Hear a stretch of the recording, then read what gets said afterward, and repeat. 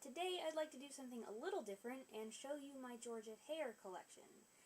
I discovered Georgette Heyer's novels when I was 14, I think, and I absolutely fell in love with them. For those of you who don't know, Georgette Heyer was a popular English novelist who wrote from 1921 to 1974 and essentially created the historical romance genre. Most of her books are Regency romances set in England during the Regency period of 1811 to 1820, give or take a few years, and she also wrote some romances from other eras, as well as some historical fiction and a number of detective novels. Heyer was heavily influenced by Jane Austen, but while Austen wrote contemporary fiction about middle-class men and women, Heyer focused more on the lavish frivolity of the upper classes. She's known for the meticulous effort she put into researching and recreating Regency London, so that through her authentic dialogue and detailed descriptions of clothing, sport, etc., the reader feels immersed in that world. Heyer's books have their flaws.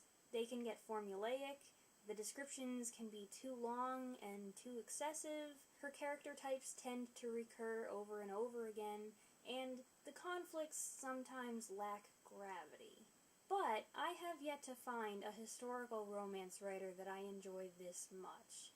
I love what good, clean fun these books are, with their adventurous, escapist plots, their witty banter, and their exaggerated, sometimes ludicrous characters, and the swooniness of the heroes. If I try to deny that that's a factor, I'm lying. How much did I love Georgette Heyer's novels in high school? So much that I adapted one of them into a screenplay for a school project. Not a great screenplay. If it had been adapted, it would have been 3 hours long, probably. That was before I found out that Heyer so disliked 2 adaptations of her novels that she stipulated in her will that the rights to her books would never be sold again. Anyway, that's the proof of my devotion. So here's my collection. I have 24 historical Georgette Heyer novels, plus the ones that are over on the mystery shelf. I don't have all of them, and there are ones that I've read that I don't own, but I have Charity Girl, The Corinthian, Cotillion, Cousin Kate.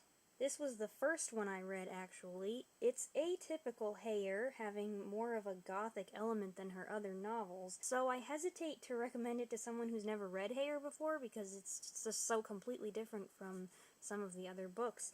But I really liked it, and it didn't put me off. Devil's Cub, this is the one I wrote a screenplay for. False Colors, The Foundling, Friday's Child, Royal Escape, this is one of the historical fiction novels. Powder and Patch, These Old Shades, which is very worn out on the binding. The Masqueraders, Arabella, this is classic Georgette Heyer. The Grand Sophie, which I would like better if the main couple were not first cousins. Ooh. The Black Moth, which was Heyer's first book, and is considered the prequel to These Old Shades. Sylvester, or The Wicked Uncle.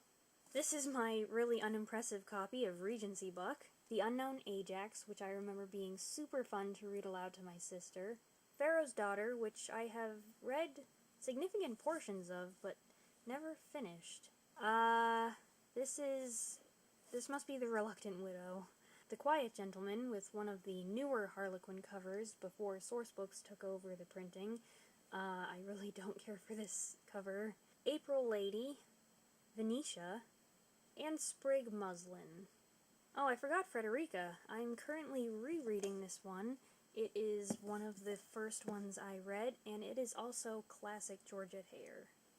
My favorites are, let me see, Friday's Child, in which 2 young people make a marriage of convenience, which turns out to be pretty inconvenient after all. This features some very silly but well-intentioned friends of the male protagonist who I adore.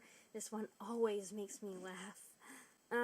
These Old Shades, which was one of the first ones I read, and Heyer's first big success.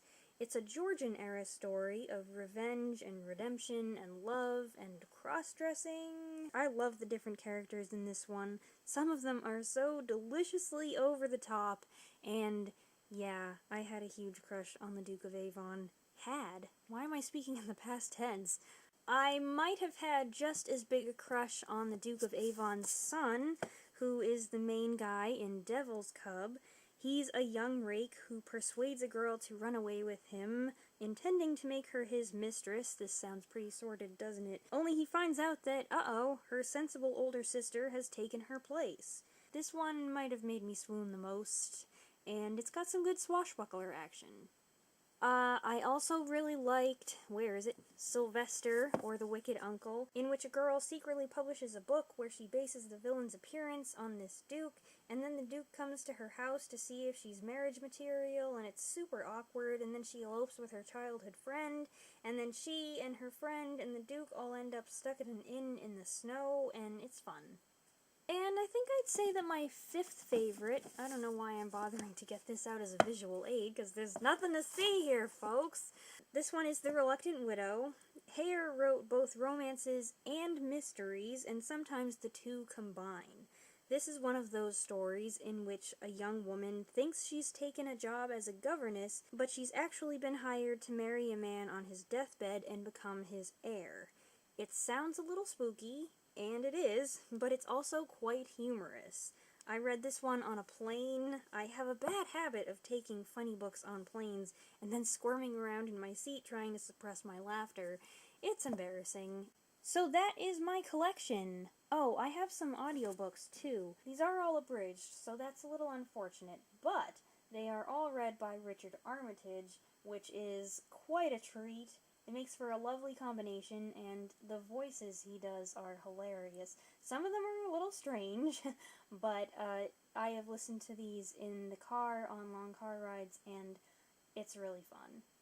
I hope this video has added a little Georgette Heyer appreciation to the world, and maybe piqued someone's interest who hadn't heard of her before, and I would be thrilled to hear from someone who is a fellow fan. I would love to know what your favorite books are, your favorite characters. I think it would be so exciting. Whether or not you're a Georgette Heyer fan, though, I hope you enjoyed this video, and I will see you in a few days.